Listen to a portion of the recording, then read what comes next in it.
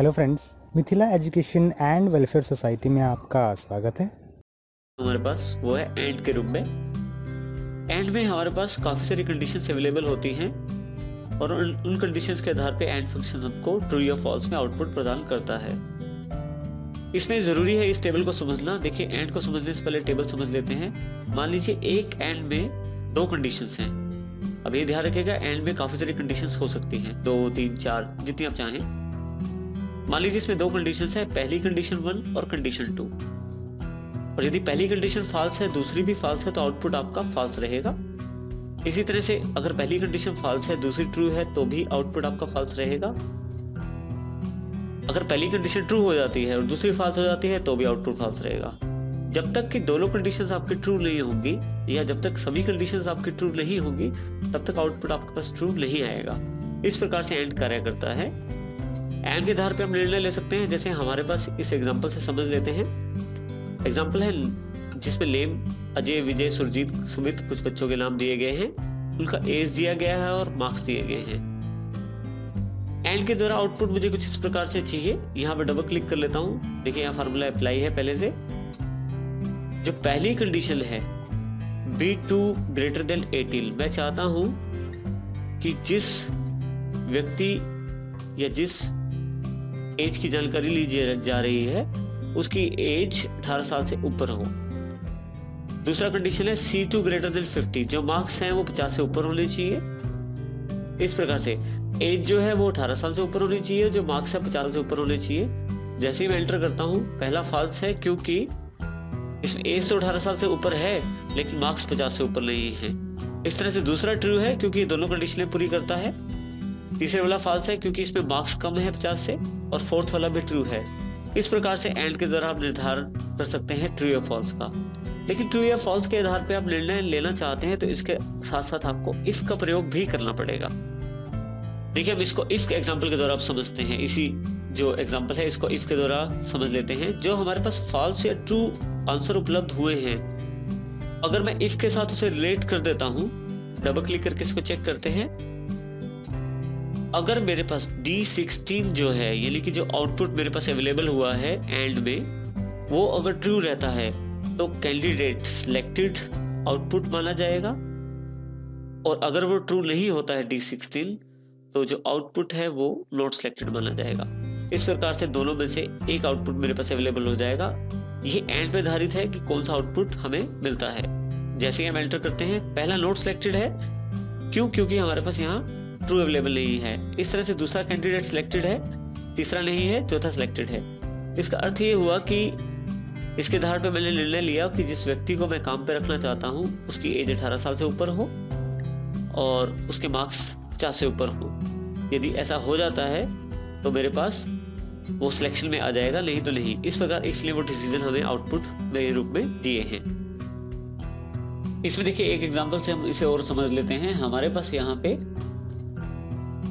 If और and को इकट्ठा कर दिया गया है फंक्शन को। यदि सेम एग्जांपल है जैसा पहले हमारे पास उपलब्ध था, यदि मैं इफ वाले सेक्शन में डबल क्लिक करूं जहां रिजल्ट अवेलेबल है, तो यहाँ देखिए जहां कंडीशन थी जिसमें ट्रू फॉल्स को कंपेयर किया जा रहा था, वहां मैंने डायरेक्टली एंड के फार्मूले को ही लिख दिया है। अब ध्यान रखिएगा, एक इक्वल ही चाहिए होता है जब फार्मूला लगाते हैं, एंड के आगे इक्वल लगाने की जरूरत नहीं है।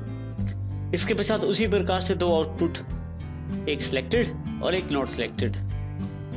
अब एंड जो है हमें ट्रू या फॉल्स का आउटपुट देगा और उस आउटपुट के आधार पे सिलेक्टेड और नॉट सिलेक्टेड डिसीजन आपके पास अवेलेबल हो जाएंगे। और जैसे आप एंटर करते हैं आपके पास आउटपुट अवेलेबल हो जाएगा। इस तरह से आप एक फार्मूला को दूसरे फार्मूला के इनसाइड रख के भी प्रयोग कर सकते हैं। इस तरह से आप एंड फंक्शन का प्रयोग कर सकते हैं। हमारे पास जो नेक्स्ट फंक्शन अवेलेबल है वो है और के रूप में। और को समझने के लिए हमें इस टेबल को समझना जरूरी है। और जो कार्य करता है आपका, वो भी कंडीशंस के आधार पे करता है। आप एक से अधिक जितनी मर्जी कंडीशंस दे सकते हैं। इसमें ये जानकारी जरूरी है कि उन कंडीशंस में कोई भी एक कंडीशन ट्रू होना जरूरी है। कोई भी कंडीशन अगर ट्रू नहीं होती है तो आपका आउटपुट फॉल्स रहेगा, जैसा इस टेबल के द्वारा दर्शाया गया है। यदि मान लीजिए कंडीशन 1 जो है अगर वो फॉल्स है और कंडीशन 2 भी फॉल्स है, तो आउटपुट आपका फॉल्स रहेगा। लेकिन कंडीशन 1 या 2 में से कोई भी ट्रू होने पर आउटपुट ट्रू रहेगा। देखिए जैसे इसमें भी ऐसा है, कंडीशन 1 ट्रू के साथ इसमें दोनों कंडीशंस ट्रू हैं, तो इसमें आउटपुट आपका ट्रू है। इसका अर्थ ये हुआ कि और जो फंक्शन है वो आपको आउटपुट ट्रू देता है यदि आपके पास कोई भी कंडीशन ट्रू रहती है। अब देखिए हमारे पास यहाँ एग्जांपल है जिसके द्वारा हम और के फंक्शनैलिटी को समझ सकते हैं। हमारे पास कुछ स्टूडेंट्स के नाम दिए गए हैं, मार्क्स दिए गए हैं, जिसमें 2 टेस्ट हुए हैं हमारे पास, टेस्ट 1 और टेस्ट 2। मैं चाहता हूं कि यह ट्रू उस कैंडिडेट के लिए लेके आया जाए जिसने कम से कम एक टेस्ट पास किया हो, या तो 1 या 2। कंडीशन अगर हम कंडीशन के आधार पर देखें, डबल क्लिक करें इसे, तो हमें यहाँ से कुछ स्पेसिफिकेशन मिल जाएगी। सबसे पहली कंडीशन है B2 ग्रेटर देन 35, यानी कि इस सेल में जो वैल्यू आए वो 35 से ऊपर हो। और इसी तरह से अगली कंडीशन है C2 ग्रेटर देन 35, इस सेल में जो वैल्यू हो वो 35 से ऊपर हो, दोनों में 35 से ऊपर हो। जैसे हम एंटर करते हैं तो देखिए, क्योंकि अजय के जो मार्क्स हैं वो S2 में 40 हैं जो कि 35 से ऊपर है, इसलिए ट्रू है। इसी तरह से विनय के जो मार्क्स हैं सेकंड टेस्ट में 35 से ऊपर हैं, जबकि सुरजीत के दोनों टेस्ट में 35 से ऊपर नहीं है, इसलिए फॉल्स कंडीशन आउटपुट है। इसी तरह से लास्ट वाला भी ट्रू है क्योंकि दोनों में ही आउटपुट जो है कंडीशंस के अनुरूप है, कंडीशंस ट्रू में है। अब यदि यहाँ इसके आधार पर कोई निर्णय लेना चाहता हूँ तो मैं इसको इफ के साथ अटैच कर देता हूँ इसी एग्जाम्पल को। यदि आप देखें जो ट्रू या फॉल्स हमारे पास उपलब्ध हुआ है उसके आधार पे, बिल्कुल जैसे एंड में था, बिल्कुल उसी आधार पे हम काम कर रहे हैं। यहाँ पे D16 यानी कि और वाले अगर सेल में आपके पास ट्रू आउटपुट आता है तो जो कैंडिडेट है आपका सिलेक्टेड हो जाएगा क्योंकि उसने दोनों में से कोई ना कोई टेस्ट पास किया है। और यदि फॉल्स आता है यानी कि दोनों टेस्ट में फेल है वो, तो नॉट सिलेक्टेड आ जाएगा आपके पास। जब आप डबल क्लिक करते हैं यहाँ पे तो आपके पास आउटपुट अवेलेबल हो जाता है सभी कैंडिडेट्स के लिए।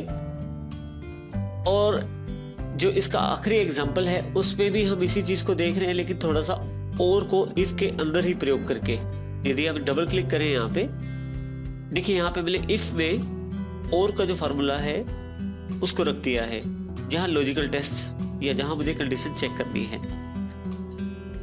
अब यहाँ पे मुझे कंपेयर करने की जरूरत नहीं है, कुछ ट्रू या फॉल्स आउटपुट में जो भी आएगा उसके आधार पे यदि ट्रू आता है तो सिलेक्टेड, और अगर फॉल्स आता है तो नॉट सिलेक्टेड के आधार पे मेरे पास आउटपुट अवेलेबल हो जाएगा। तो देखिए जैसे मैं डबल क्लिक करता हूँ छोटे से कॉर्नर पॉइंट पे जो प्लस का पतला निशान है, तो मेरे पास सबका आउटपुट अवेलेबल हो जाता है। तो इस प्रकार से और फंक्शन का प्रयोग कर सकता हूँ उन कंडीशंस को चेक करने के लिए, और इसके साथ इफ फंक्शन का प्रयोग भी किया जा सकता है उन कंडीशन को चेक करने के लिए जिसमें ट्रू या फॉल्स के रूप में आउटपुट चाहिए हो।